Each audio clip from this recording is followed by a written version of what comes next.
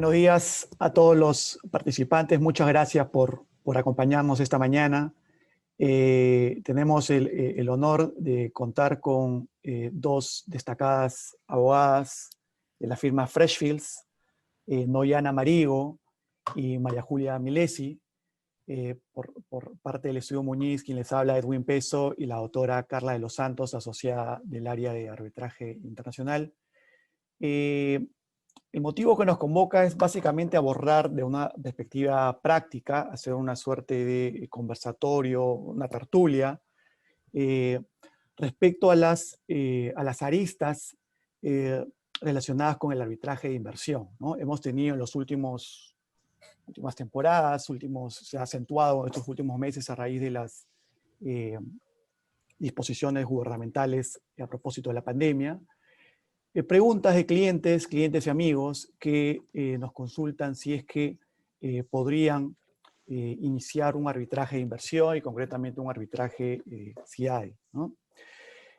Noyana Marigo y María Julia Milesi tienen amplia experiencia litigando en CIADI, litigando en arbitrajes internacionales, y están acá para compartir con todos nosotros, para aprender de ellos. El Perú es un país con bastante arbitrajes, ¿no? Y arbitraje internacional también, ¿no? Y arbitraje CIADI. Según la última estadística que ha publicado el CIADI, Latinoamérica lidera los casos CIADI, y el Perú tiene 5 nuevos casos en el periodo de julio del 2019 a junio del 2020, junto con Argentina, ¿no? Son los que... y Colombia, perdón. Colombia y Perú lideran, de ahí sigue Argentina en la región sudamericana. Y comparativamente con los casos en otros continentes, digamos que estamos liderando los casos CIADI, ¿no? Creemos que los casos CIADI contra el Estado peruano van a seguir incrementándose, y para eso, qué mejor, nuevamente repito, que escuchar de los expertos en los tribunales CIADI y arbitraje de inversión, ¿no? Sin más preámbulos, los dejo a Noyana. Carla, si puedes hacer una pequeña presentación sobre un poco más del currículum de nuestras distinguidas expositores. Nuevamente, como repito, la idea es hacer una suerte de tertulia, conversatorio, más que una ponencia.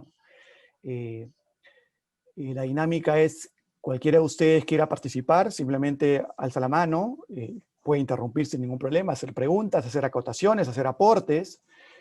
También está el chat, si lo quieren hacer de manera por escrito. Si lo quieren hacer de manera anónima, nos pueden mandar a cualquiera de los panelistas a través del chat un mensaje directo, ¿no? Y encantados de absorberlos, ¿no? Listo, gracias. Entonces yo voy a presentarles ahora sí a Noyana Marigo y a María Julia Milesi. Voy a tener el gusto de hacerlo.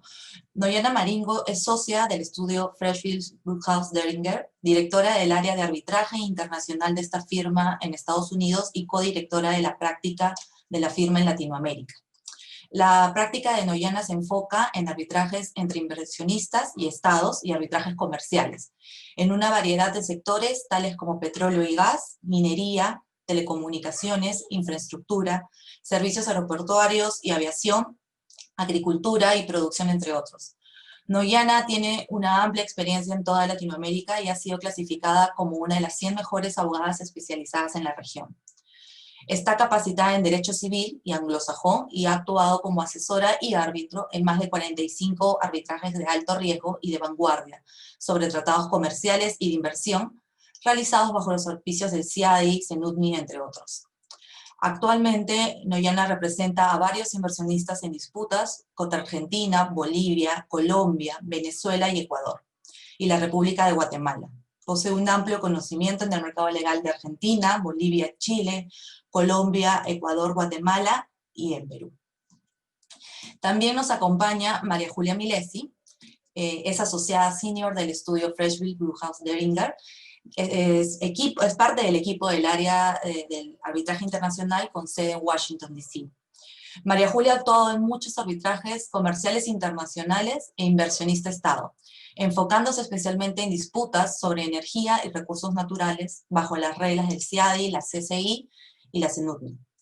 En el 2019 fue nombrada Rising Star en el campo del arbitraje internacional por Law 360 y reconocida como Rising Star de Washington, D.C. por el National Law Journal. Nuevamente, Noyana y María Julia, les damos la bienvenida a este espacio que estamos seguros va a ser de mucha utilidad para todos los presentes.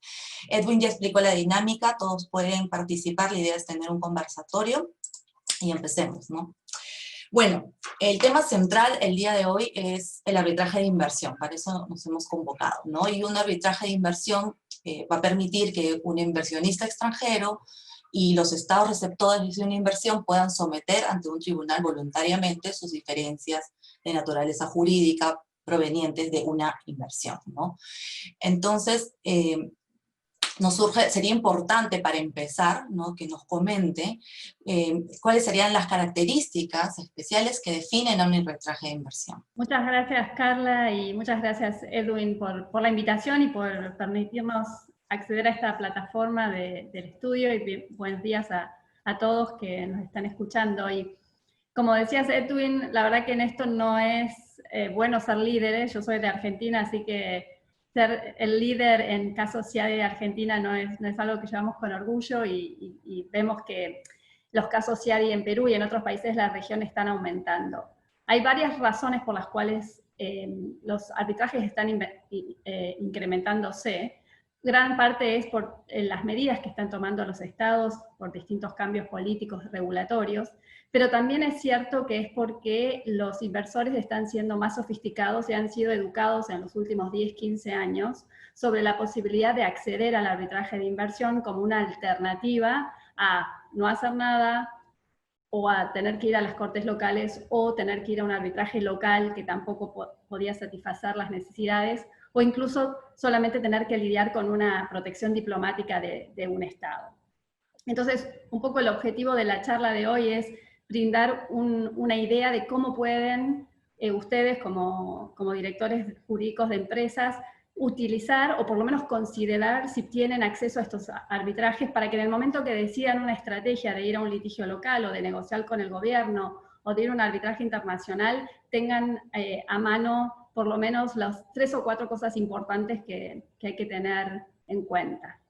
Entonces, solamente para ponerlo en contraste con lo que me imagino que ustedes están acostumbrados a ver, que es el arbitraje comercial. Además, en Perú han hecho una labor excelente en los últimos 10, 15 años, el arbitraje ha sido muy difundido. El arbitraje comercial, como ustedes saben, surge de un consentimiento que ha estado dado en un contrato. Puede ser un contrato entre 2 empresas o incluso entre una empresa y un Estado. A diferencia de eso, cuando hablamos de arbitraje de inversión, el consentimiento al arbitraje surge de un tratado internacional. Es un instrumento puramente de derecho público que 2 o más estados acuerdan que se le va a dar a un inversor extranjero de un estado, en el otro estado, un trato mínimo, y vamos a describir cuáles son las obligaciones que asumen los estados. Pero lo más importante en relación al arbitraje es de que si hay algún tipo de disputa que surge por un incumplimiento de las obligaciones bajo el tratado, el inversor extranjero tiene acceso directo a demandar al Estado frente a un tribunal internacional. Esto es sumamente importante porque en el pasado demandar internacionalmente a un Estado era imposible para un inversor, solamente tenía la posibilidad de pedirle a su propio Estado que hiciera una especie de representación diplomática. Entonces, ¿cuál es la ventaja de esto? Uno es que nos permite, o le permite al inversor extranjero, acceder a un arbitraje internacional, que es un foro neutro, incluso cuando el contrato local tiene una cláusula de resolución diferente. Por ejemplo, si el contrato local tiene jurisdicción de cortes locales o un arbitraje local, si hay un arbitraje, si hay un tratado de inversión aplicable, puede incluso, en algunos casos, acceder al arbitraje internacional. Lo mismo le permite, en el caso de que no tengan un contrato o de que no haya posibilidad de ir al arbitraje, le abre una puerta al acceso del arbitraje internacional.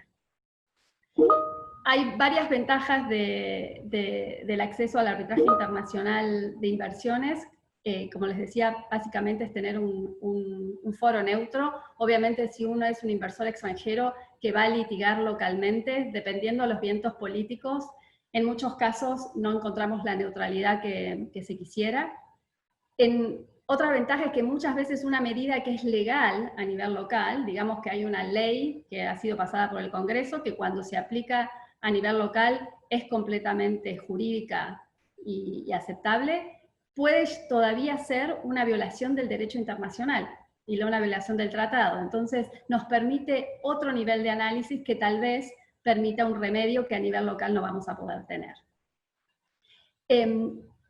Es importante destacar, porque a veces nos viene la pregunta, que el arbitraje internacional bajo tratados no implica que siempre haya que en el arbitraje comercial no haya un Estado. Como les decía, sabemos que en Perú, por ejemplo, hay muchos de los contratos con el Estado que tienen arbitraje. La diferencia es el instrumento que aplicamos, de dónde surge el derecho sustantivo que puede llegar a ser violado y cuál es el foro al que accedemos. Y quizás en esto le doy la palabra a María Julia, que puede explicar un poco más los distintos foros a los que podemos acceder bajo tratados de inversión. Gracias, Noyana, y gracias a todos por compartir esta mañana con nosotros. Como decía Noyana, sí, tenemos mucha experiencia litigando y asesorando clientes peruanos que tienen esta famosa cláusula partida, que hasta determinado monto las controversias van a la Cámara de Comercio de Lima y a partir de ahí van al CIADI. Por el mero hecho de que el foro sea el CIADI, eso no convierte al arbitraje en un arbitraje de inversión. Sigue siendo un arbitraje comercial, como decía Noyana, si el consentimiento parte de una cláusula comercial inserta en un contrato, y en particular probablemente el derecho aplicable siga siendo el derecho peruano. Como opuesto a eso, el arbitraje de inversión, el derecho aplicable va a ser siempre el derecho internacional, con alguna base en los componentes de derecho doméstico que van a ser tomados como hechos para analizar cuáles eran los compromisos que el Estado tenía con un inversor, pero el derecho aplicable va a ser distinto. Y en cuanto a los foros a los cuales puede recurrir un inversionista bajo estos tratados internacionales, va a depender de lo que diga la cláusula de cada tratado. Hay algunos que establecen un único foro como alternativa, hay otros que hay un menú de opciones para el inversor, hay otras donde el inversor tiene que intentar acordar un mecanismo con el Estado, y en caso de no lograrlo, bueno, hay una opción como por default. Y hay algunas cláusulas multi-tiered que te establecen varios mecanismos, pero solo si el primero no se encuentra disponible se puede recurrir al segundo, y solo si el segundo no está disponible se puede recurrir al tercero. Entonces también hay que ver, al momento de notificar una controversia, claramente cuál es el foro al que se va a recurrir. Puede haber motivos estratégicos para recurrir a uno u otro. Los más comunes en general son el CIADI, que bueno, venimos hablando, el Centro Internacional de Arreglo de Diferencias Referidas a Inversiones, que es dependiente del Banco Mundial. No es un tribunal permanente como alguna gente piensa, es un reglamento mediante el cual se establece un tribunal ad hoc para cada controversia. Tiene algunas particularidades en cuanto al acceso jurisdiccional, el tema de legitimación activa para acceder al CIADI, porque tienen ambos países, tanto el receptor de la inversión como el del cual proviene el inversionista, tienen que ser países firmantes de la Convención del CIADI, si no, no se puede recurrir al CIADI propiamente dicho. Hay otra alternativa que se llama mecanismo adicional, pero es otra cosa. Y siempre hay un requisito adicional, y es que el país demandado tiene que ser un país diferente al país de origen del inversionista. No puede ser un inversor peruano el que pretenda llevar al CIADI una controversia de arbitraje de inversión contra el Estado, contra el Perú. Tiene algunas ventajas incluso sobre otros mecanismos, porque primero, si alguna de las partes, si la parte perdedora quisiera pedir la anulación del laudo final, esa anulación se hace dentro del mismo sistema del CIADI, lo cual, digamos, impide la intervención de los tribunales de la sede, que quizá no son necesariamente neutrales dependiendo del país que se trate, y a su vez es ejecutable sin necesidad de exequatur, es casi como una obligación de pago, salvo por algunas interpretaciones creativas que han hecho nuestro país, Argentina, en cuanto a cómo se pagan los arbitrajes CIADI. La CENUMI, que es la Comisión de las Naciones Unidas para el Derecho Mercantil, también tiene un reglamento. A diferencia del CIADI, no tiene una secretaría que administre ese procedimiento. Entonces, en general las partes tienen que acordar a otra institución que administre el proceso, que puede ser el mismo CIADI o puede ser también la Corte Permanente de Arbitraje, que lo hace también muy frecuentemente. Las reglas son un poco más laxas y dejan muchas más cosas al arbitrio de las partes, lo cual puede ser bueno, puede ser malo. En general, cuando vemos estados, los estados cuando litían tratan de discutir todas las alternativas procesales para retrasar los procesos. Entonces, a nosotros nos gusta, hay algunos motivos por los cuales el CIADI es como un poco más restringido en las opciones, y eso hace que se avance más rápidamente. Además, el CIADI ha modificado sus reglamentos para que sean más rápidos, para que los tiempos procesales sean más eficientes. Esas reglas van a empezar a regir a partir de enero del 2021, así que esperamos que eso también haga que el CIADI otorgue ciertas ventajas comparativas. María Julia, Uh-huh. y hablando de los tratados, ¿no? Muchos de nuestros participantes se deben estar autopreguntando si califican como un inversionista extranjero para efectos de iniciar esta demanda internacional contra el Estado. ¿Qué criterios tomar en cuenta para autoanalizarse y ver si califica como inversionista extranjero? Y es una pregunta clave. Digamos que ustedes están sentados en Perú, hay una medida que podemos considerar ilegítima y después vamos a ver cuáles son. ¿Cómo saben ustedes si tienen acceso al arbitraje internacional bajo un tratado? Lo primero que tienen que ver es si califican como inversores protegidos con una inversión protegida. No hay secretos en eso, hay que ir a ver el texto del tratado. Siempre, cualquier cosa que tengan que ver, hay que ver el tratado aplicable. Entonces, lo primero que tenemos que ver es cuáles son los accionistas internacionales que tiene la compañía local y ver si esa nacionalidad tiene un tratado con el Perú. Una vez que identificamos el tratado, supongamos que es un inversionista chileno con una inversión en Perú y hay un tratado entre Chile y Perú. Lo primero que tenemos que ver es cómo se define el inversor bajo el tratado. En general tenemos o personas naturales, y en eso es cualquier persona que sea considerada ciudadana de uno de los estados, y para eso aplicamos la legislación local. Podemos ser inversores como personas jurídicas. En general hay que mirar lo que diga el tratado, pero en general son sociedades y cualquier otro tipo de compañías que existan en alguno de los dos estados. Y hay una tercera categoría que es muy interesante tenerla en cuenta y aparece no en todos los tratados, pero en algunos, y a veces eso permite elegir el uso de un tratado en relación a otro, es que en algunos casos se le da la nacionalidad extranjera a la subsidiaria local si está controlada por un inversor extranjero que está protegido por el tratado. Por ejemplo, si hay en el tratado Francia-Argentina dice que si la compañía local está controlada por una compañía francesa, la compañía local puede acceder al tratado, que es una excepción. Normalmente podemos acceder al tratado únicamente como inversores internacionales. ¿Cuál es la gran ventaja de esto? Cuando un accionista extranjero acciona bajo el tratado, solamente puede recuperar las pérdidas que corresponden a su tenencia accionaria. Digamos que hay 70% de tenencia accionaria, el reclamo puede ser solamente por ese 70%.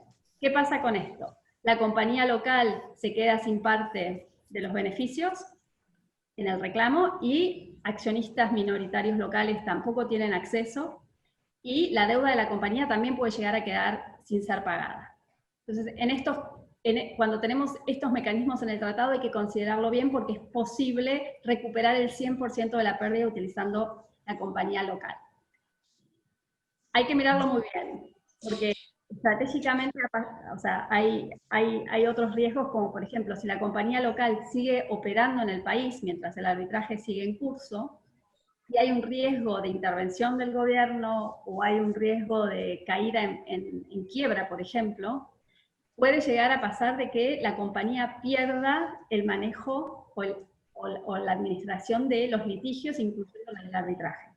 Entonces, antes de tomar una decisión como esa, obviamente hay que estudiarlo muy bien, pero es una opción muy interesante si se puede acceder. Lo otro que es importante, y termino con esto, es ver si ustedes ven que hoy en día, antes de que haya ninguna medida en el Estado, y lo que nosotros siempre hablamos con nuestros clientes es revisen la estructura de inversión, porque es posible reestructurar la inversión para obtener la protección de un tratado, si es que no la hay, o obtener la protección de un tratado mejor. Los tratados son muchos y no todos tienen la misma cantidad de protecciones o las mismas ventajas, y es importante poder hacer este análisis con tiempo, porque una vez que las medidas ya fueron adoptadas, es muy tarde para reestructurar. Hay tribunales que lo han considerado un abuso de derecho y no permiten el acceso al arbitraje internacional. Si puedo agregar una cosa, quería destacar, bueno, que como hablábamos recién de esta cláusula partida con Perú, que tienen la opción contractual en general, estas cláusulas están insertas en contratos suscritos por las subsidiarias locales, y no necesariamente por el accionista.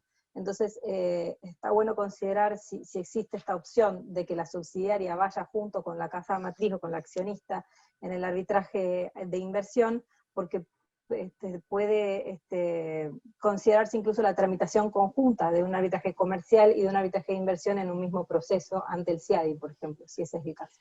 Entonces también esa alternativa hay que tenerla muy presente. Y finalmente una cosa, y es que los tratados con Perú suscritos como en la última década más o menos, incluyen también una cláusula, sobre todo los tratados, en realidad tratados de libre comercio con capítulos de inversión, que son muchos, tienen el requisito de que tienen la cláusula opuesta a esto que venimos hablando. En vez de permitir que la subsidiaria local sea como demandante, dicen que cuando una empresa esté controlada por una accionista de otra nacionalidad, no va a poder acceder a los beneficios del tratado, lo que se conoce la cláusula como denegación de beneficios. Se requiere que quien esté demandando realmente pueda probar que tiene esa nacionalidad que está alegando, y hay algunos requisitos diferentes según el tratado. En general se requiere que tengan actividades económicas reales en el país de cuya nacionalidad están alegando, o que tengan la sede social efectiva de la empresa en ese país. Eso también es muy importante porque no es simplemente como agarrar la lista de tratados y decir, bueno, acá califico como inversor, listo, demando, porque después esto puede vedar el acceso a la jurisdicción e impedir a los beneficios del tratado. Por eso, como dice Noyana, antes de que surjan las medidas, porque luego ya es muy tarde, es bueno mirar cuáles son los tratados bajo los que se califica, y si no son lo suficientemente buenos, si no se termina de encuadrar o las protecciones son insuficientes, reestructurar antes de que surjan los problemas. Y solamente para dar un ejemplo práctico de algo que nos pasó, en realidad, luego de unos seminarios que hicimos como alguien en Panamá dijo, yo te escuché en tu seminario, entonces reestructuré mi inversión en Panamá y ahora incorporé una compañía en España, así que estoy protegida y ahora tengo una medida que adoptó el gobierno, quiero demandar.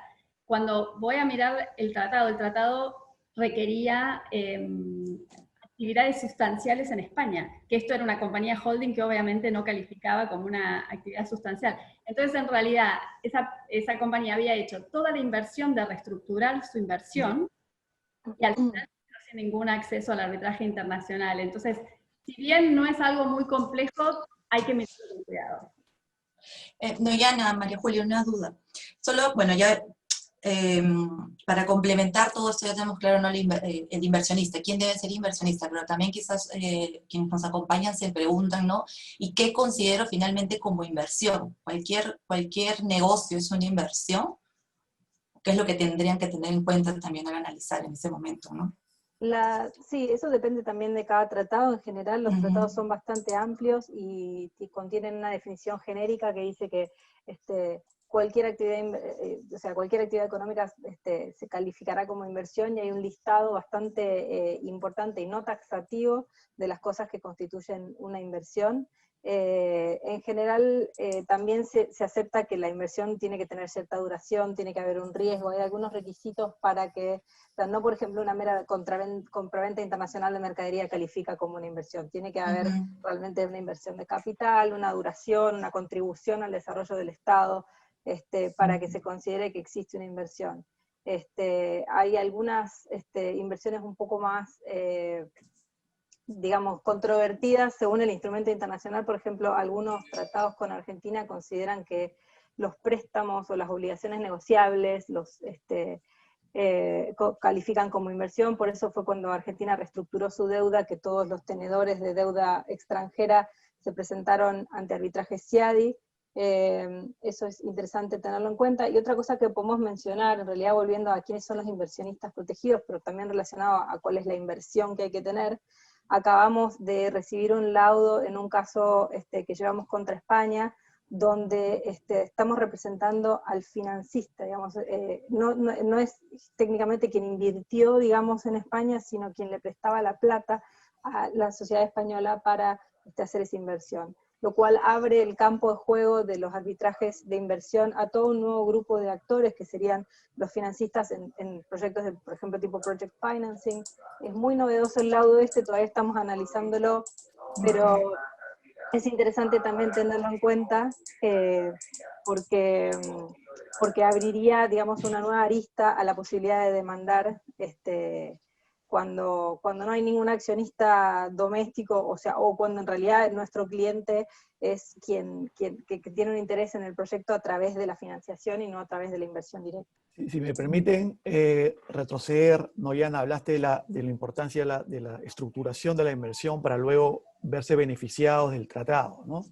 Pero que tiene que ser antes de la disputa. Después de la disputa es tarde.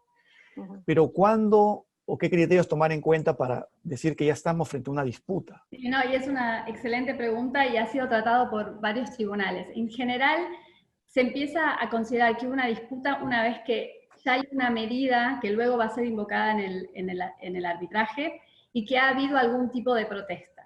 Pero en general, para estar en el lado seguro, es en el momento que la medida que nosotros vamos a considerar violatoria del tratado fue adoptada, ya es tarde.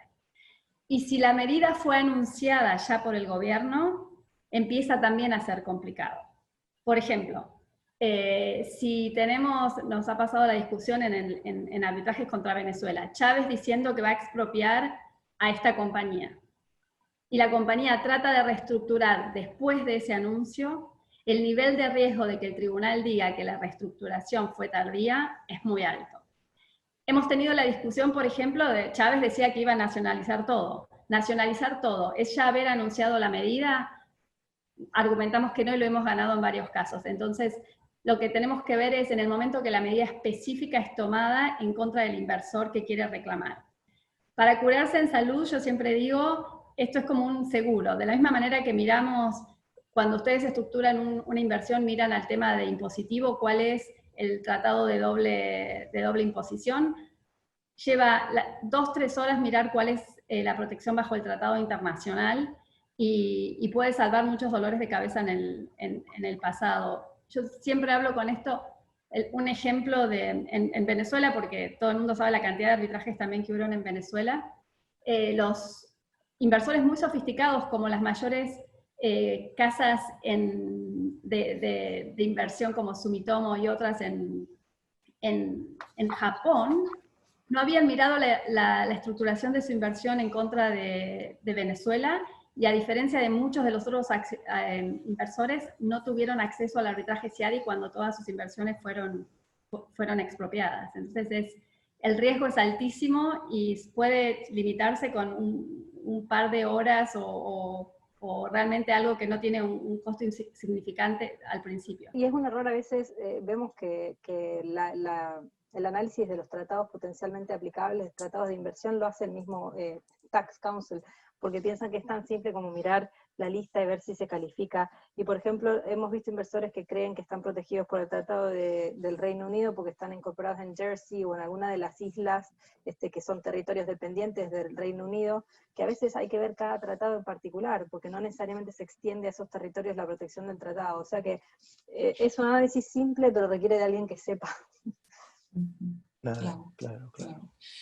Y una duda, bueno, ya nos han comentado de estos requisitos, ¿no? Características del inversionista, que es la inversión propiamente dicha. Incluso hay una pregunta de María Fernanda Silva que preguntaba qué tipo de inversiones son las incluidas para este tipo de arbitraje.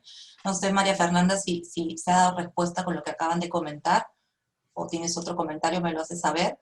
Pero quizás podemos ir viendo qué otros requisitos jurisdiccionales también pueden contener los tratados firmados por Perú, que quizás hagan necesario una sinergia de una firma local con una firma internacional, ¿no? Sí, la primera, y la que ya mencionamos un poco, la necesidad de notificar y tener un periodo de negociación o de trato directo con el Estado, que es algo común tanto en arbitraje comercial como en los arbitrajes de inversión, pero hay que tener mucho cuidado cuando se redacta la notificación al Estado sobre cómo se plantea la controversia, porque puede tratarse de una controversia bajo un tratado bilateral de inversión que si se plantea en forma demasiado contractual o bajo derecho local, técnicamente no estaría satisfaciendo los requisitos del tratado. En eso es muy importante, como tú decías, Carla, la sinergia con el estudio local, porque ustedes están más próximos a los hechos de la controversia, y en general estas cartas se mandan rápidamente para tratar de gatillar el plazo de negociación que algunos tratados contienen como requisito previo para llegar a la jurisdicción de los tribunales arbitrales, o requisito procesal. Hay muchas discusiones sobre cómo califican estos plazos. Como ustedes saben, Perú tiene una comisión especializada para lidiar con estas demandas de inversión, que es la SICRESI. Es un organismo muy técnico, realmente saben lo que hacen. No tiene una labor política de decir, bueno, o sea, depende de si existe o no voluntad política para arreglar una controversia en ese periodo de 6 meses, y no tanto de si la comisión tiene esa voluntad o no. La comisión hace un análisis más bien tecnocrático de si existe mérito o no en la demanda, y decide, digamos, proponer un arreglo, o decir que se siga adelante con el arbitraje dependiendo del mérito y no tanto de la conveniencia, que ese sí es un análisis más bien político. Nosotros hemos participado en varias de estas negociaciones y conocemos bien a los miembros de la comisión. Están haciendo una buena labor, así que tampoco hay que minimizar la importancia de esa etapa, porque se puede llegar a tratar de evitar un arbitraje que poniendo fin a la controversia, lo cual a veces es mejor que ir al procedimiento arbitral en sí mismo, por todo lo que ahorra, digamos. Otro requisito jurisdiccional que vemos en otros tratados es la cláusula fork in the road, que implica que cuando un inversor eligió la vía procesal local, queda precluido de poder elegir la vía internacional. Hay que tener mucho cuidado cuando existen este tipo de cláusulas en los tratados, porque siempre el primer reflejo frente a un problema es iniciar una demanda a nivel local, ya sea una demanda contencioso administrativa o algún otro tipo de recurso. Entonces, hay que tener en cuenta eso antes de iniciar. Por suerte, la mayoría de los tratados con Perú no tienen cláusula fork in the road, sino una ligera variante que se llama U-turn, que significa que el inversor puede iniciar una demanda local y después ir a arbitraje internacional, pero si recurre a arbitraje internacional tiene que renunciar a continuar esos procesos que inició localmente. Así que eso también hay que tenerlo en cuenta. Hay otra variante que en general los tratados peruanos no receptan, que es la necesidad de litigar a nivel local por un determinado plazo antes de poder recurrir a arbitraje. En general 18 meses o un plazo así más o menos largo, para darle la oportunidad al Estado para resolver esto a nivel local antes de elevarlo a nivel de una controversia internacional. Es muy frecuente en los tratados con Argentina, por ejemplo. No es algo tan frecuente en los tratados peruanos.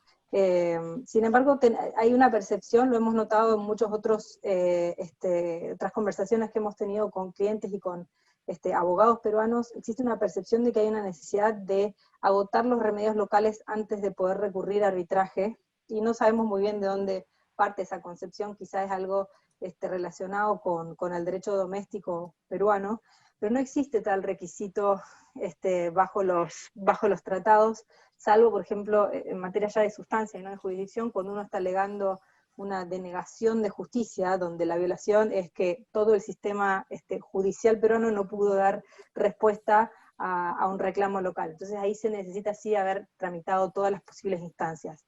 Pero si no, no es un requisito para acceder a la jurisdicción. Y por el contrario, muchos de los tratados nuevos que ha firmado Perú, sobre todo los tratados de libre comercio con cláusulas de inversión, tienen una cláusula de prescripción, que impide que el inversionista recurra a arbitraje si han pasado, por ejemplo, 3 años y medio, desde la medida que puso inicio, que generó la controversia, o desde que primero se tuvo conocimiento de esa medida. Lo cual a veces hay que analizar la compatibilidad con el tiempo de procesamiento de los recursos locales, ¿no?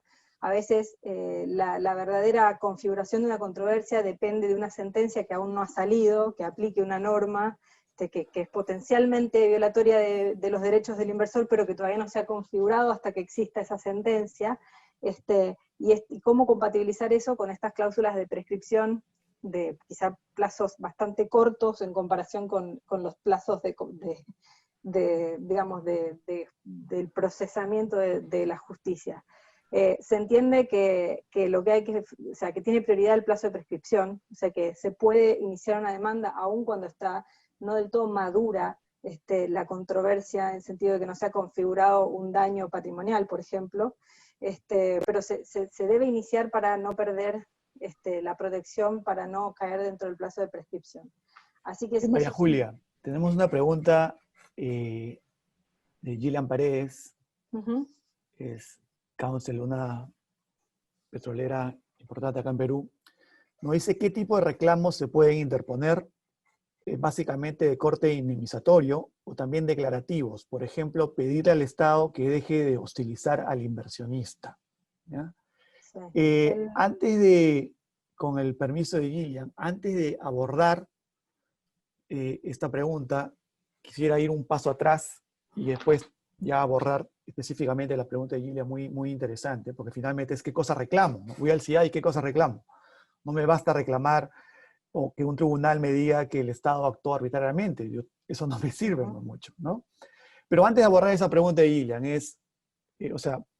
¿cuáles son los estándares legales que se manejan en un Estado, en un arbitraje de inversión, ¿no? Y que finalmente se van a discutir en el arbitraje de inversión y que finalmente va a ser el sustento de los reclamos concretos que se van a plantear ante un tribunal? Es importante para poder hablar de los remedios, así que, pero solamente una acotación a lo que explicó María Julia antes, solamente un tip práctico, que si bien muchos de los tratados peruanos permiten dejar de lado el reclamo local cuando querés acceder al arbitraje internacional, hay que tener mucho cuidado con eso, porque, como ustedes saben, la demanda local en general es de la sociedad local y el reclamo internacional es del accionista. Puede llegar a haber conflicto de intereses en dejar la acción de la compañía local para dar acceso a una acción que solamente cubra al accionista internacional.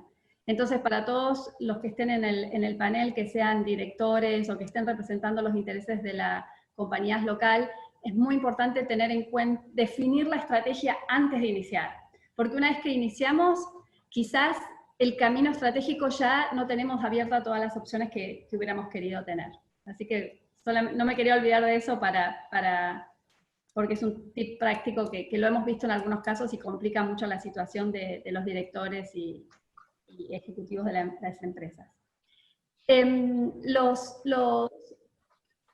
Lo que decimos, la protección sustantiva de los tratados, obviamente otra vez hay que volver al tratado, pero tenemos la suerte que en general son bastante similares los estándares, y tenemos, el estándar típico es que la obligación del Estado de no expropiar sin pagar compensación y sin seguir el debido proceso.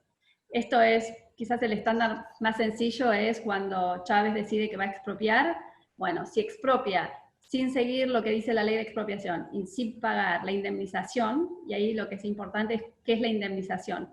Bajo el Tratado Internacional, la indemnización que debe pagar el Estado no es el estándar local, por ejemplo, book value o valor contable o el valor de los activos, sino el valor de mercado de esa inversión al momento en que fue expropiada. Y en general eso lo sacamos con una evaluación de CF que también permite recuperar los beneficios futuros que no van a ser percibidos.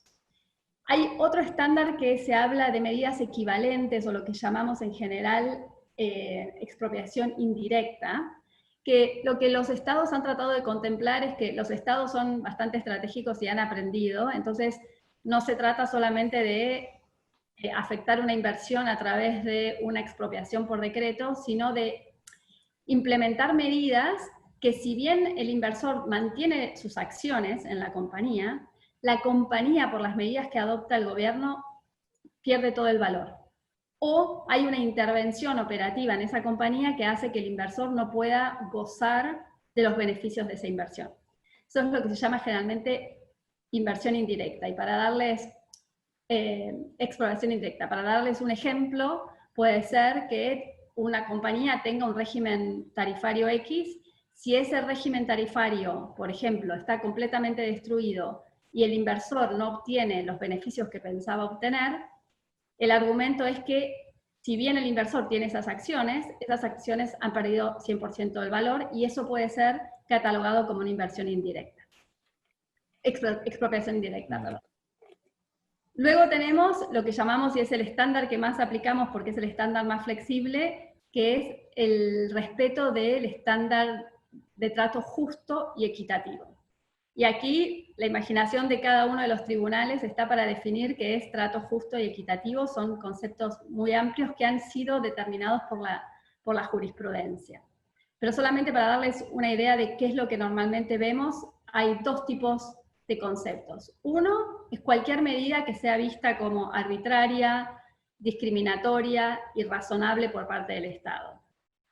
Y la otra es si el Estado, para atraer la inversión, prometió ciertas garantías, como puede ser, si estamos hablando de un servicio público, cuál iba a ser el régimen tarifario, o cuál iba a ser el régimen impositivo, si es que el régimen impositivo iba a ser estable a través de los años. Si el Estado viola alguna de esas, lo que nosotros llamamos promesas o garantías hechas al momento de la inversión, también se considera que ha habido una violación del estándar justo y equitativo. Y este es generalmente el estándar que más utilizamos en arbitraje internacional.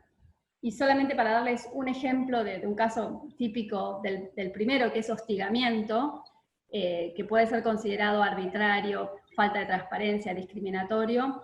En Argentina tuvimos el caso de Vivendi, que es histórico, en el cual era una concesión de aguas, en la cual el Estado lo que empezó a hacer fue hostigamiento en la prensa y en la opinión pública para que los usuarios dejen de pagar sus facturas. Y eso a lo largo del tiempo hizo que la compañía vaya casi a la quiebra. El tribunal miró todas esas medidas, que además no fue una medida, sino como una especie de medidas sucesivas en el tiempo, que en su conjunto hicieron que la compañía perdiera todo su valor, y eso fue considerado una violación del estándar de trato justo y equitativo, y también de expropiación indirecta. Y luego tenemos otros estándares que pueden ser importantes, sobre todo en temas cuando hay manifestaciones, o cuando hay lo que llamamos ocupación por terceros de compañías, se llama la protección física, y lo que tiene el Estado es una obligación de proteger físicamente la inversión.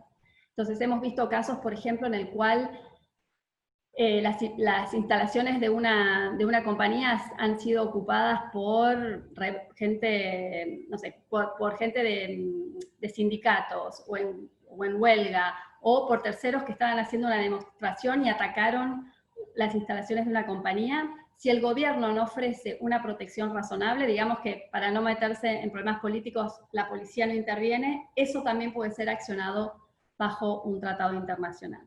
Y luego tenemos que el trato tiene que ser no discriminatorio, incluyendo que tiene que ser un trato igual a los nacionales o un trato igual al que se le da a otros inversores.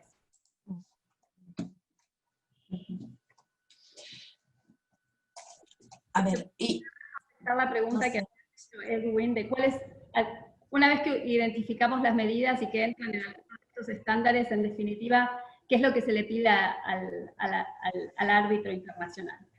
Bajo derecho internacional, el remedio primario, si se quisiera, es la restitución. Lo que llamamos es, no sé, si me expropiaron algo, que me lo devuelvan.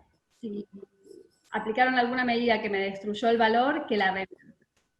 La realidad es que en arbitraje internacional es muy difícil que un tribunal arbitral obligue al Estado a tomar alguna medida. Y el Estado también tiene la potestad de sustituir la restitución por una compensación. Entonces, cuando vemos, creo que en un 98% de los casos lo que se pide es compensación. Como decía anteriormente, la compensación incluye no solo cualquier tipo de pérdida histórica, sino el valor futuro o el lucro cesante que no ha podido ser obtenido, más un interés, que puede ser un interés comercial o incluso una tasa de retorno, dependiendo los distintos tribunales aplican distintas tasas de interés. Dicho eso, igual nosotros tuvimos un caso que salió el laudo el año pasado nomás contra Colombia, donde la mayoría de los daños no eran hacia atrás, sino que eran a futuro. Era un tema de imposición de multas donde ya sabíamos que la misma causa que había generado algunas pequeñas multas en el último año iba a generar hacia futuro una bola de nieve de daños con realmente la misma medida. Y lo que pedimos fue una declaración como de la ilegalidad de esa medida, lo cual hacía que se nos debieran los daños ya configurados, pero también que existiera una declaración del tribunal arbitral que cualquier aplicación de esa misma norma hacia futuro también iba a generar daños a futuro, pudiendo actualizar el monto de lo que se estaba laudando. Entonces ahí como que el cumplimiento específico, llamémosle, también tenía cierto valor. Hay que analizar obviamente las circunstancias de cada caso para ver qué es lo que conviene pedir. En este caso, esta declaración del tribunal realmente tenía mucho valor para la compañía porque la mayoría de los daños se configurarían hacia futuro. Tocando el tema de los daños a futuro, María Julia, ¿han habido tribunales que han exigido lo que ellos llaman una historia de rentabilidad, ¿no? De manera tal que se excluyen pretensiones indemnizatorias de aquellas empresas que recién estaban en proyecto, ¿no? Uh-huh. En el caso en Perú, caso de una minera que justamente demandó cuando estaba en proyecto, ¿no? ¿Qué sugerencias o qué feedback nos puedes dar ahí? Bueno, ahí hay dos cuestiones que distinguir. La primera es si realmente existe ya configurada una inversión propiamente dicha. Y segundo es cuáles son los daños reclamables frente a una medida que efectivamente afecta esa inversión. Como decía Noyana, el estándar internacional de reparación es el valor justo de mercado que se puede calcular a través de distintas metodologías. La más común es hacer este análisis de flujos de fondos descontados hacia futuro, pero para que esa metodología realmente produzca un resultado, digamos, valioso o, digamos, fiable, tiene que existir, como tú decías, una historia de rentabilidad de la compañía, porque para proyectar los cash flows a futuro, debemos tener más o menos certeza de cuál era el nivel de rentabilidad que venía teniendo la empresa ya hacia atrás. Eso en general en los proyectos mineros, cuando hay simplemente una inversión hundida al inicio de exploración, no se puede tener, y sin embargo existe un valiosísimo recurso, probablemente ya sea podido determinar a través de estudios geológicos cuál es el recurso que está enterrado ahí abajo, y la posibilidad de reclamar hacia futuro debería estar presente. Por eso a veces con el tema de minería, las reglas de evaluación que se aplican, o las metodologías de evaluación que se aplican son algo diferentes con respecto a otros sectores, y se aplican las reglas del Instituto de Canadá sobre ese tema.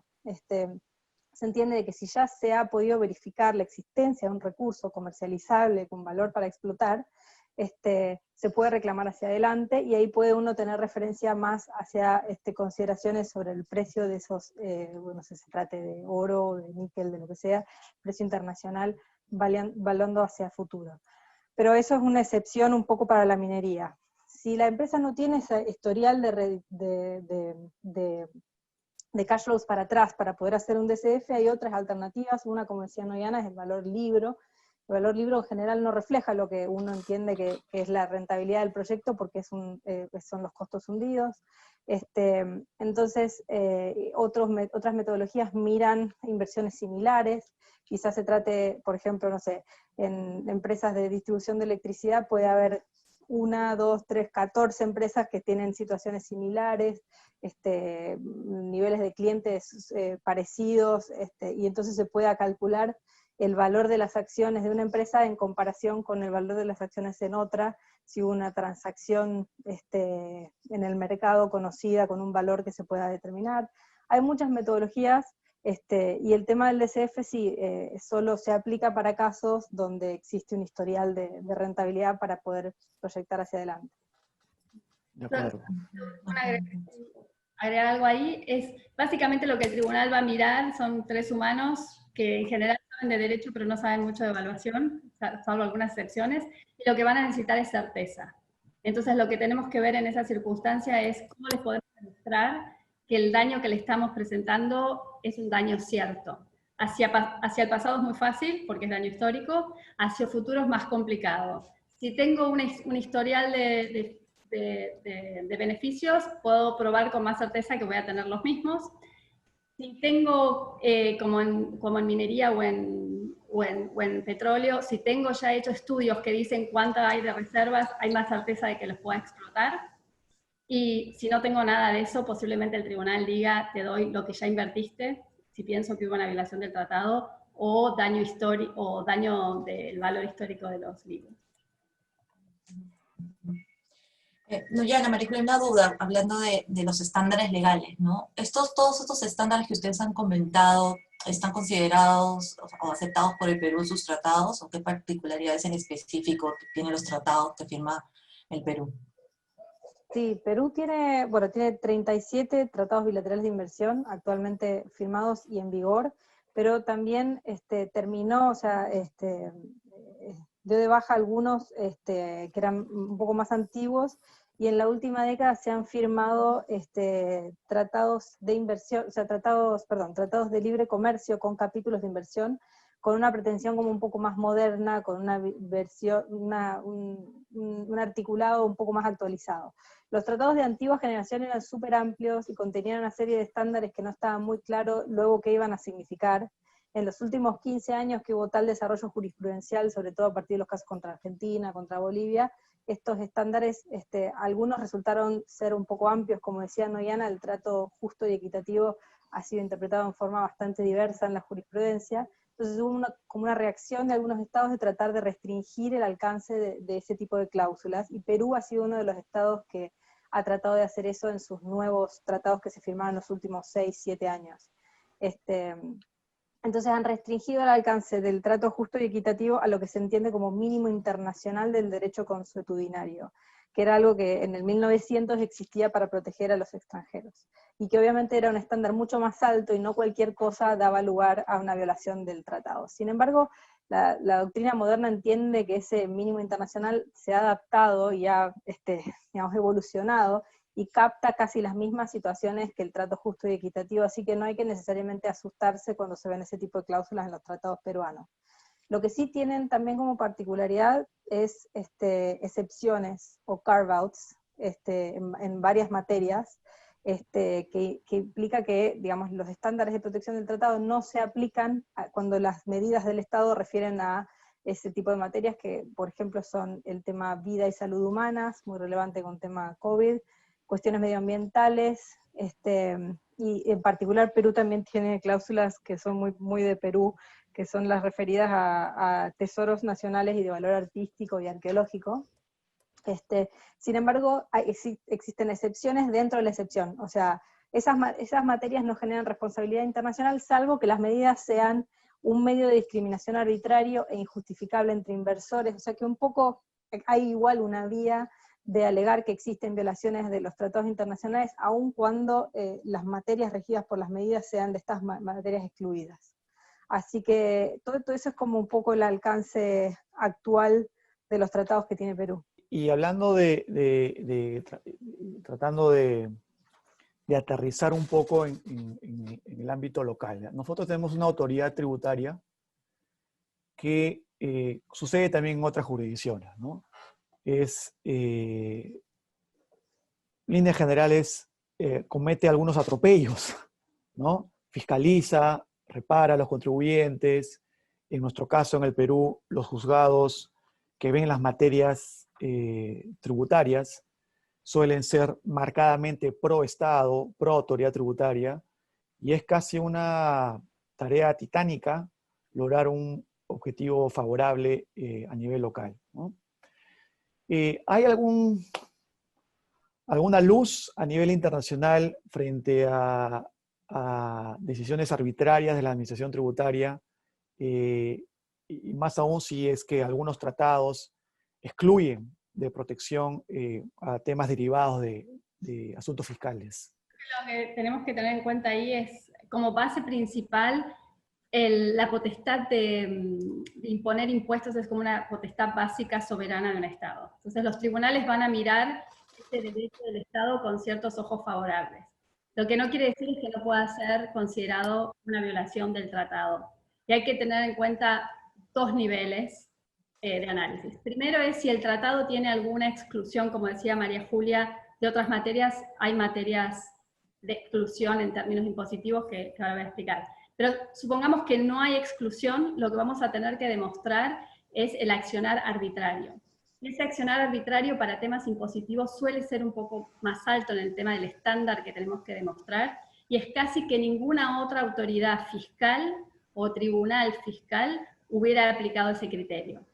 Si hay una simple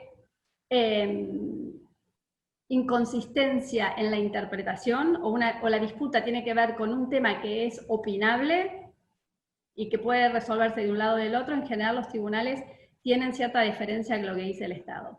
Y para darles un ejemplo, por ejemplo, en Ecuador, en el tema minero, en el año 2006 se aplicó una tasa impositiva del 99% sobre el ingreso extraordinario que tenían las empresas por el aumento del precio del petróleo.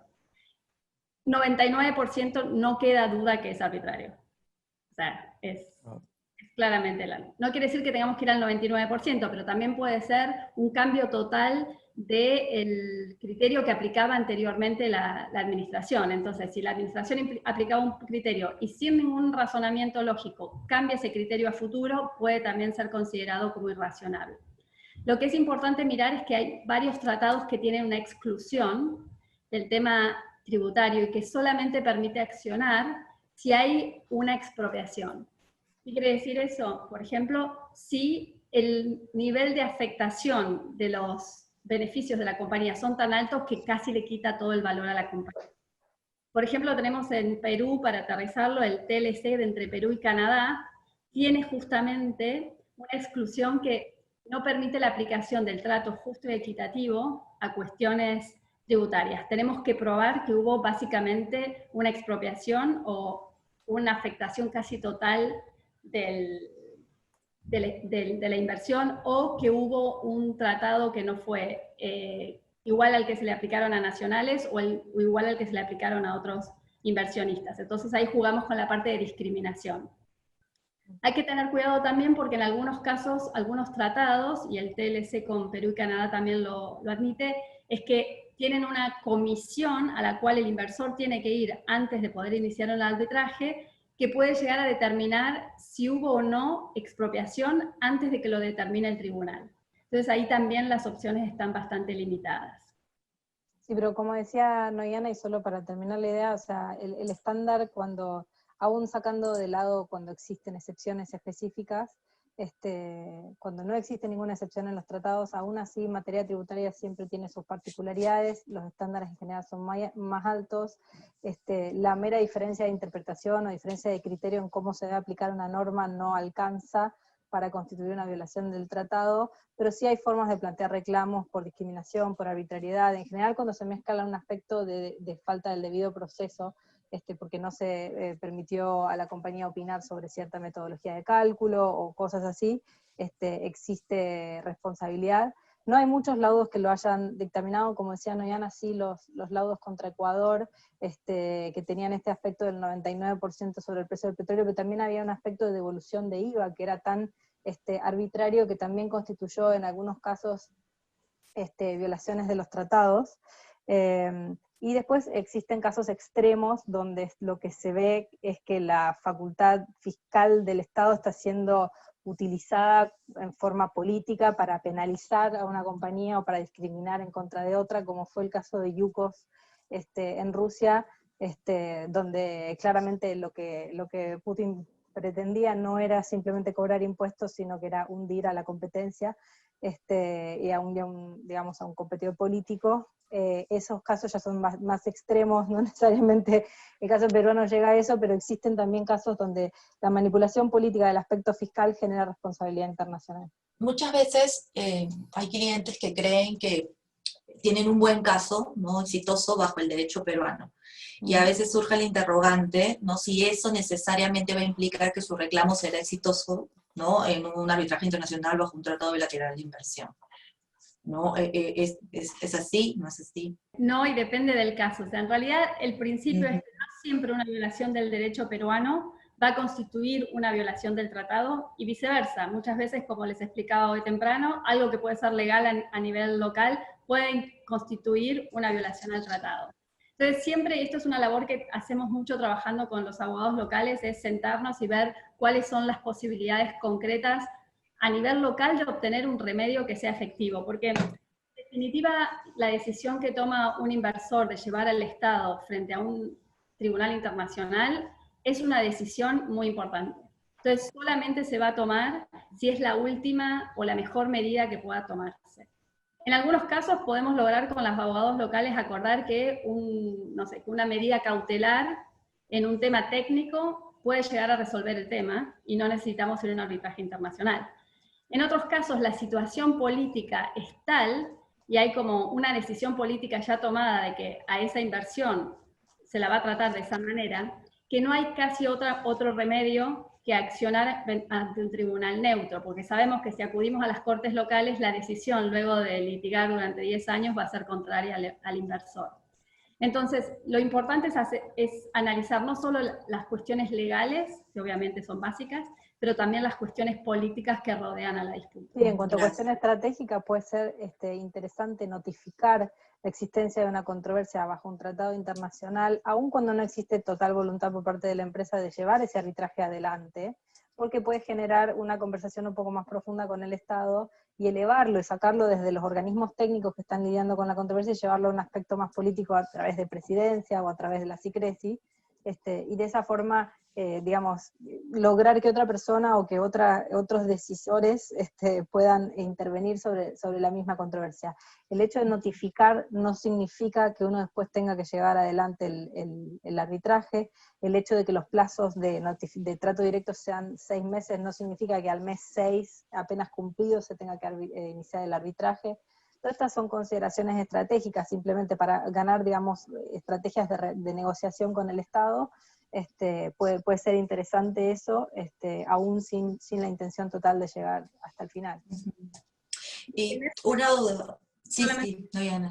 Nosotros tenemos más o menos el 50% de los casos que iniciamos no llegan a un laudo final, porque se acuerdan o en la etapa de negociación, si hay suerte, y si no incluso durante el arbitraje. Una duda, ¿no? Que siempre también cuando ya tenemos que llegar a este remedio máximo, ¿no? Ante un tribunal neutro porque no hubo mayor salida, una mejor salida, una de las preocupaciones de también los clientes es a la hora de contemplar estos reclamos internacionales contra el Estado, el costo y la duración, ¿no?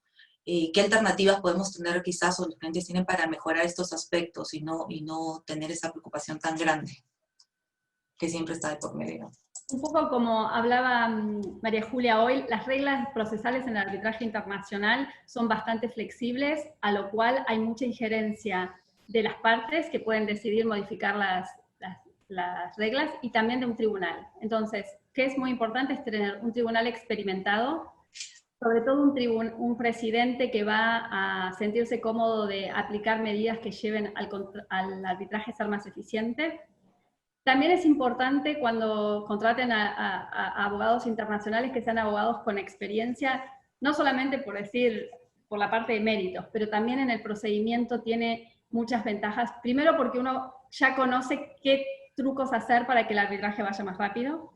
También conocemos mejor a los contrincantes. Normalmente el pool de abogados es pequeño y si uno tiene una buena relación con los contrincantes, por lo menos en cuestiones procesales podemos llegar a decisiones que hacen el arbitraje más barato y más rápido para todos. También es cierto que las instituciones arbitrales están preocupadas porque los arbitrajes se vuelven más complejos y más largos y están modificando las reglas para que los arbitrajes vayan más rápido. El tema de costos, la verdad que no les vamos a mentir, son disputas de costos importantes, sobre todo porque llevan un tiempo importante, entre 3, 4 o 5 años llegar a una decisión final, pero la realidad es también que hay opciones hoy en el mercado para financiar estos casos. Y lo que se llaman los financiamientos de terceros, que son básicamente fondos de inversión que se dedican exclusivamente a financiar estos casos, es financiamiento sin recurso, lo que quiere decir es que el financista paga todos los costos del arbitraje y únicamente es remunerada esa inversión si se gana el arbitraje. Si se pierde el arbitraje, es 100% de pérdida para el financista.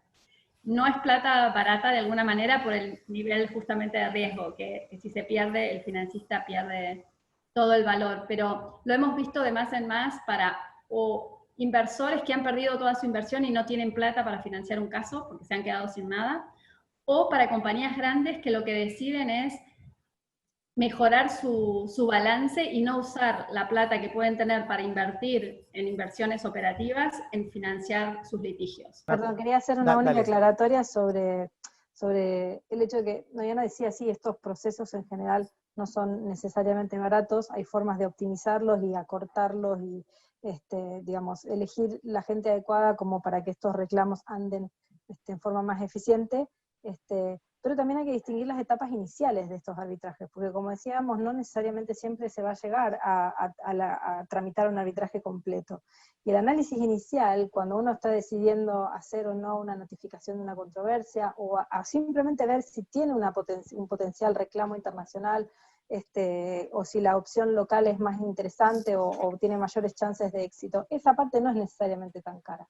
O sea, lo caro es cuando ya realmente hay que empezar a constituir el tribunal arbitral, etcétera, y ahí ya, como decía Noyana, las opciones de financiamiento de terceros dan algún menú para paliar eso y tomarlo como cualquier otro costo de la compañía, donde uno trata de tercerizar el financiamiento y no hacerlo con capital propio. Pero las etapas iniciales no son tan onerosas y son al final las etapas más críticas, que son donde se cometen los errores.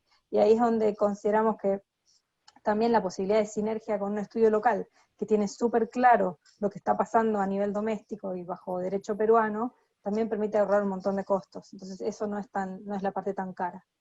Sí, te quería comentar, María Julia, cuando comentabas estas cláusulas al principio sobre escalonadas, ¿no? Dependiendo del monto, Cámara de Comercio, arbitraje uncitral o CIADI, ¿no?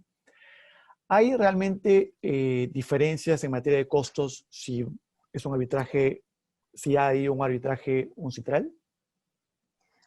Porque hay, digamos, prima facie, por lo menos en el mercado local, la idea de que CIADI no es excesivamente caro, ¿no? Y lo que no es CIADI, independientemente de qué cosa sea, siempre va a ser más barato.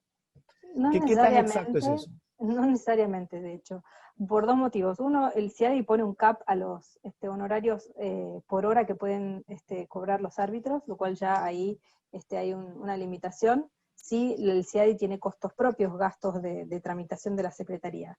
Para cualquier otra institución que administre, por ejemplo, un procedimiento SNUDNI, también va a tener costos de tramitación.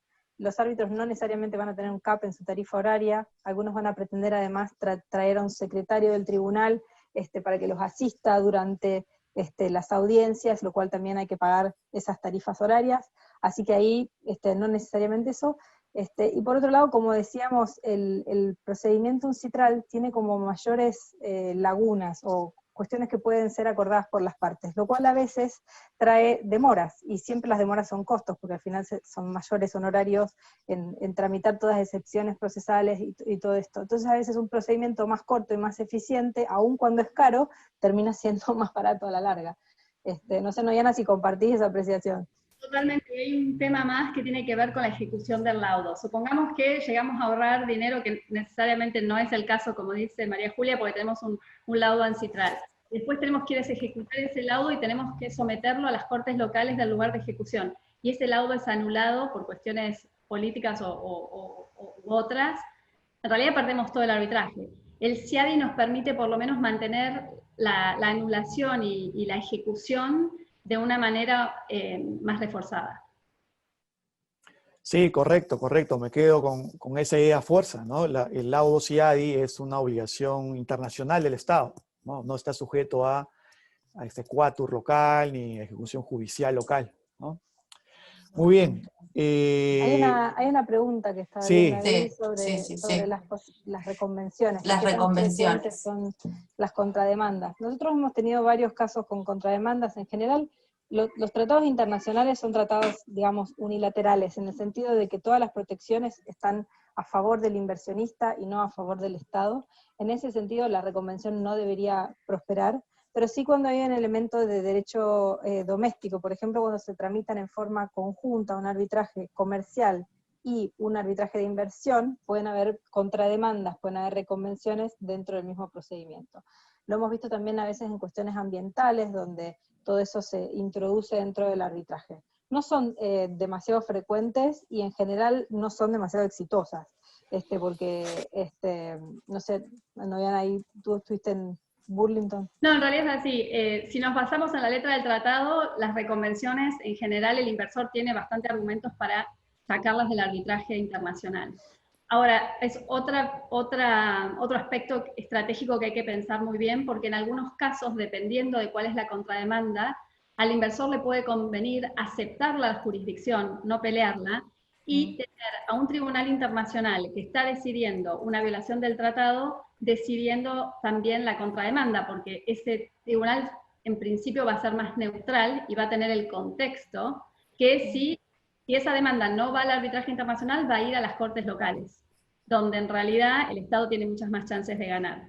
Ese es el caso de Burlington con Ecuador. Tuvimos exactamente esa situación en la cual era una demanda por expropiación e imposición de impuestos, y hubo una contrademanda, o sea, la demanda fue por 500 millones, la contrademanda fue por 2.000 millones de dólares de daño ambiental. Y en lugar de rechazarlo, como hizo Chevron en un caso anterior, dijimos, no, conviene que este tribunal que está mirando las cuestiones de la expropiación, mire también las cuestiones de daño.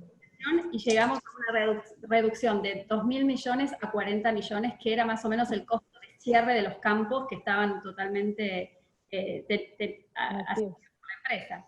Entonces, es una consideración estratégica muy importante a la cual hay que analizar diferentes elementos, pero es importante tenerlo al principio en cuenta y no solamente rechazar la contrademanda. De acuerdo. No sé si hay más preguntas del público.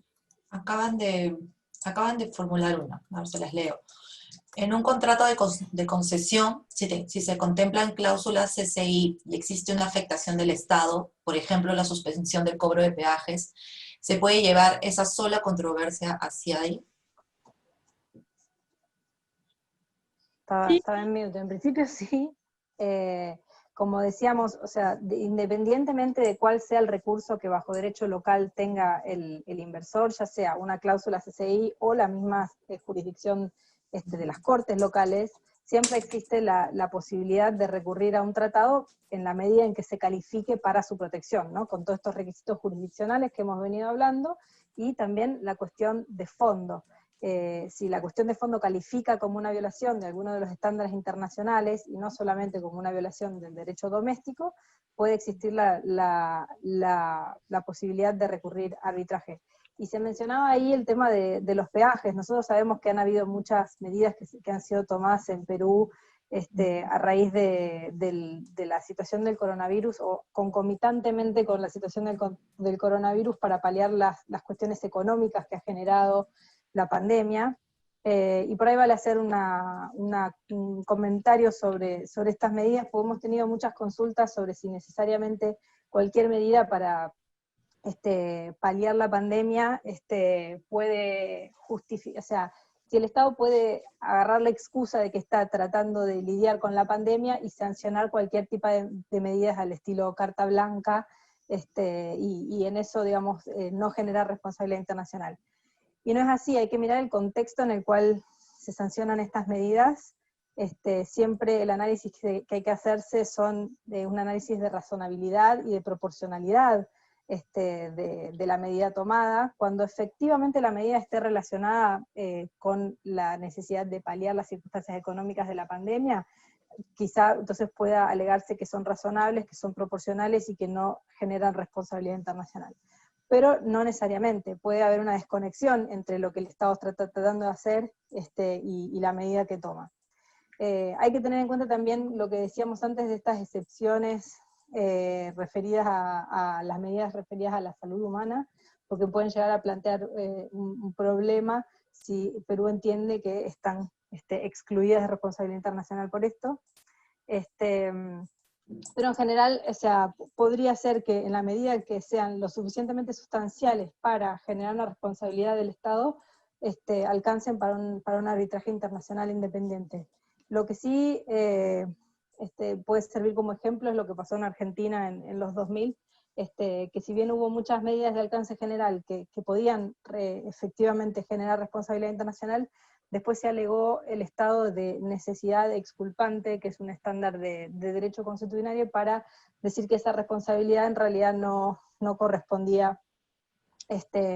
Y bueno, también pueden surgir defensas de esa naturaleza en los procesos de COVID. Por eso hay que tener, o sea, hay como una sensación en el mercado de que todas estas controversias van a generar responsabilidad internacional, y no necesariamente es así, hay que analizarlas bien. Hay que ver la sustancialidad de las violaciones, la proporcionalidad, la razonabilidad, y que no exista una defensa por parte del Estado demasiado clara que se pueda alegar. Y solamente para agregar a eso, en este momento estoy trabajando justamente en un caso en el cual no solo hubo una suspensión de tarifas que se está extendiendo en el tiempo y no solo por la pandemia, sumado a otro tipo de ataques hacia el inversor, y el inversor tiene la opción de ir al arbitraje CCI local, o el inversor tiene la opción del arbitraje internacional. Entonces, se está viendo que en realidad ir al arbitraje local, cuando hay una situación política complicada y de hostigamiento a ese inversor, no va a tener ningún resultado, y se está hablando de ir al arbitraje internacional. Noyana, María Julia, le dejo con Fernando Meléndez, que es el director nacional del Estudio Muñiz de Litigios, para que les haga unas, no sé si siempre tiene preguntas, pero si no, para que haga el cierre. Gracias, Edwin. Buenos días, Noyana y María Julia. Encantado de conocerlas por este medio y agradecerles muchísimo haber dedicado este espacio para, con un selecto grupo de clientes, abordar un tema de mucha actualidad y de gran trascendencia. Antes de hacer la despedida, dado que entiendo ya no hay más preguntas, yo tengo un par. Son más bien de orden quizás filosófico, sociológico, a propósito de la coyuntura que ha ocasionado la pandemia. Latinoamérica está sufriendo, bueno, no solamente Latinoamérica, Estados Unidos y algunos países de Europa del Este están sufriendo gravemente del populismo, ¿no? Aquí, con la excusa de la pandemia, el Congreso peruano, lamentable, está aprobando medidas dramáticas desde la pura ignorancia y desde el puro populismo, ¿no?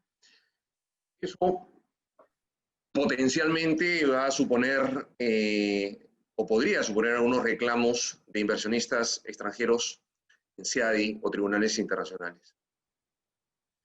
Y no obstante, felizmente el Tribunal Constitucional, rápidamente, una de ellas, la más gravosa, o una de las más gravosas últimamente, la acaba de declarar inconstitucional ayer o anteayer. Pero es altamente posible que, a propósito de esas medidas que está adoptando el Congreso peruano concretamente, y el Ejecutivo también, hay algunas medidas que está adoptando contra inversionistas extranjeros, pueda ser demandado y por ende afrontar demandas arbitrales en tribunales internacionales. ¿Cómo está viendo o cómo están tratando, si es posible que me respondan? Desconozco de antecedentes, desconozco de fallos en ese sentido. ¿Cómo están tratando los tribunales internacionales este fenómeno que es hoy día cada vez más común, el populismo? Porque el Estado peruano tiene que defender, primero localmente en el trato directo y luego en tribunales internacionales, medidas que son técnicamente inviables. O sea, técnicamente, entre comillas, tomadas desde la pura ignorancia. Porque los congresistas que adoptan esas medidas son, disculpen ustedes el término, analfabetos funcionales. Es decir, no saben muy bien lo que están haciendo, y lo que están haciendo es dramáticamente malo. Desde su experiencia, que es mucha, ¿hay algún laudo, por ejemplo, que haya tratado este fenómeno, el populismo? Primera pregunta. Y segunda pregunta, ya me quedó clarísimo que si yo soy inversionista extranjero, debo ir al CIADI, porque el CIADI me garantiza la imposibilidad de que un tribunal local anule o pueda anular el laudo, y porque además me garantiza ejecución. Entonces, siempre desde mi condición de inversionista extranjero será mejor, no obstante lo oneroso del trámite, que arbitre en CIADI versus la alternativa del tribunal local, bajo reglas CCI, etc. Pero ¿existiría alguna posibilidad por la que ustedes, no obstante que el CIADI es muchísimo mejor, hayan recomendado alguna vez, si lo han hecho, que el inversionista arbitre en sede local? Esas son las dos preguntas. Tengo una tercera, porque no las quiero aburrir. No quiero abusar de su tiempo. No sé si haya respuesta a las interrogantes. Muchas gracias. No, y sobre todo es excelente. No hay un lado por más que yo tenga en mente que trate el populismo como tal. Lo que sí es verdad es que muchos de los arbitrajes internacionales que hemos visto en la última década o quincena surgen de medidas de estados que son considerados populistas, como Venezuela, Bolivia, Argentina en su momento. Entonces, los tribunales lo que tratan de hacer desde un análisis jurídico, si queremos, de ese populismo, es ver si las medidas que se adoptaron son razonables y proporcionales. Claramente, si una medida está tomada desde un aspecto mucho más político, en general va a ser vista como violatoria del tratado.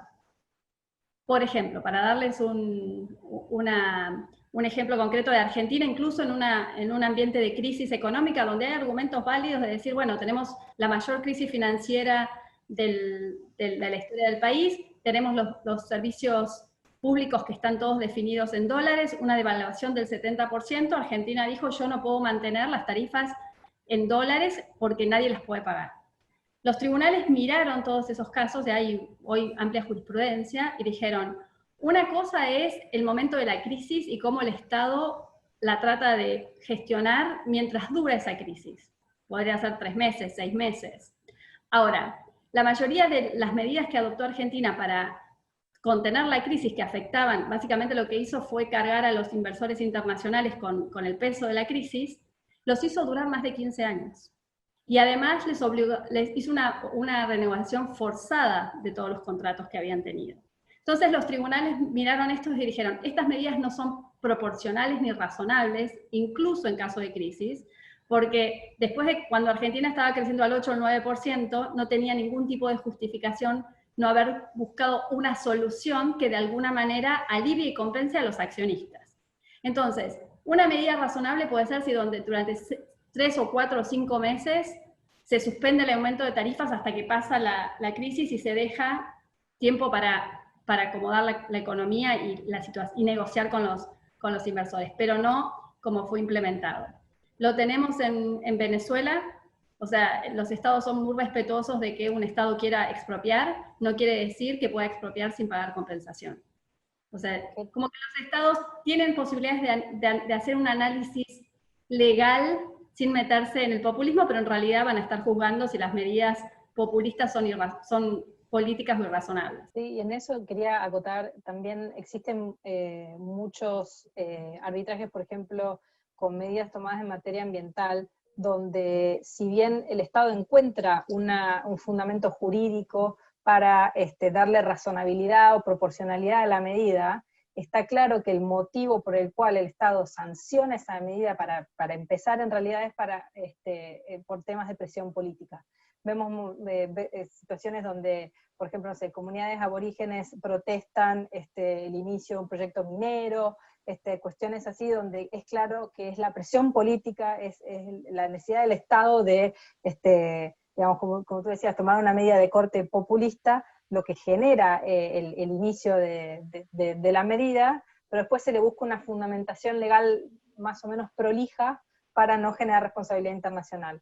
los árbitros internacionales tienen cero contemplación respecto a esas cosas y tienen muy poca simpatía hacia medidas de tipo populista. Incluso los representantes de Estado hacen un análisis puramente legal sobre la proporcionalidad de la medida, la razonabilidad de la medida, y miran si la verdadera intención vino para acallar, digamos, reclamos locales y no realmente por una necesidad técnica o de la medida que se está tomando. En eso, tú hablas de los analfabetos funcionales, también vemos medidas sí, que son, que están mal tomadas, que son cuestionables desde el punto de vista del derecho doméstico, sobre su constitucionalidad o incluso acorde con otras normas legales. Eso no necesariamente da lugar a responsabilidad internacional, el hecho de que haya una mala política legislativa no alcanza.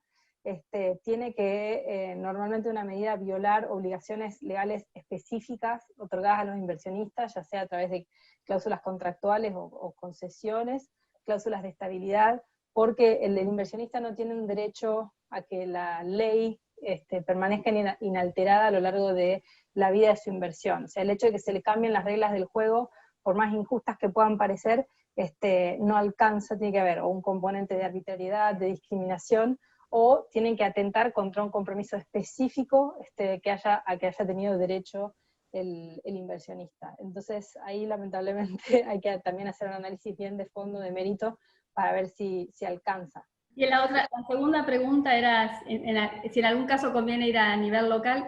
Lo hemos visto, generalmente, por ejemplo, si estamos hablando de una medida temporaria, puede ser más efectivo hacer una medida cautelar o un amparo a nivel local. Digamos que hay una suspensión de tarifas que pensamos que va a ser solamente esa, va a ser 6 meses. Esa medida no alcanza en general para iniciar un arbitraje internacional y puede ser más efectivo en lugar de ir a nivel local. Ahora, si sabemos que ese es un inicio, pero hay una decisión política de ya suspender hacia futuro, quizás conviene esperar e iniciar un arbitraje internacional. Pero por medidas que son, o si hacemos un análisis del arbitraje internacional, les decimos, hay un gran riesgo porque, por ejemplo, las medidas son meramente contractuales y no logramos ver si hay una violación del tratado. A veces hay una violación de un contrato, no necesariamente implica una violación del tratado. En esos casos le podemos decir, hay muchas más chances de lograr esto bajo el derecho local, en un foro local, que pelearlo a nivel internacional. En eso se analiza caso por caso. De acuerdo. Muchísimas gracias por las respuestas. Y bueno, ahora sí, si es que ya no hay más preguntas de los concurrentes, muchísimas gracias, Noyana y María Julia, por su tiempo, por su paciencia y por compartir la sabiduría sobre temas tan trascendentes con nosotros, con nuestro despacho y con nuestros clientes. Muchísimas gracias y espero que haya una nueva oportunidad muy próximamente. No, las que somos nosotras y estamos conscientes de que hay un montón de información, así que con gusto estamos a disposición por cualquier otra pregunta que surja posteriormente y gracias de nuevo por brindarnos esta oportunidad. Perfecto. Buenos días. Hasta luego.